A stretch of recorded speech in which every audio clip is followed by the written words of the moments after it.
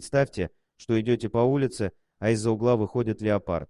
Конечно, для большинства регионов России это нонсенс, но для индийского штата Гуджарат порядок вещей. Лет 20 назад в деревне Антоле произошел случай, который люди до сих пор вспоминают с нежностью. Началось все с того, что жители стали часто замечать поблизости леопарда то на сахарном тростнике, то в кустах, то недалеко от фермы. Пятнистая кошка не нападала на людей, лишь успела утащить несколько домашних птиц и загрызть пару собак, но и такое соседство пугало людей, а потому они решили вызвать специализированную службу. Сотрудники службы спасения животных отловили зверя, оказавшегося самкой, и выпустили глубоко в джунглях. Спустя месяц люди опять стали замечать дикую кошку, но моложе прежней. Судя по всему, это был детеныш той самки. Но когда ловцы прибыли в деревню вновь, чтобы также увести кошку в лес, то услышали невероятную историю. У семьи, которая жила на самом краю деревни, было в хозяйстве несколько коров, и хозяин заметил,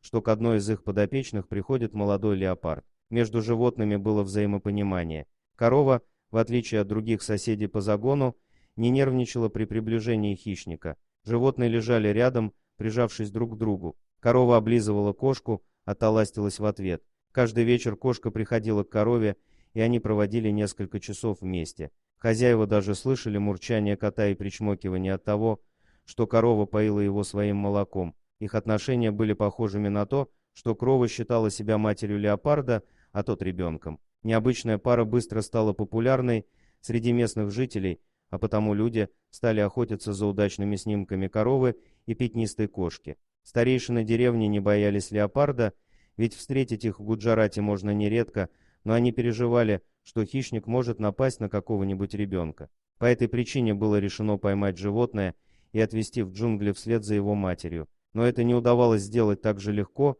как с первым леопардом, потому что кот был очень осторожен и стал пропадать на несколько дней после встречи с коровой. Последний раз леопард провел рядом со своей матерью всю ночь, прежде чем уйти в лес на долгое время. Вот такой прекрасный пример дружбы животных, и он далеко не единственный. Дорогие друзья, если вам понравилось видео, поставьте лайк, а также подписывайтесь на канал, где найдете еще много интересного.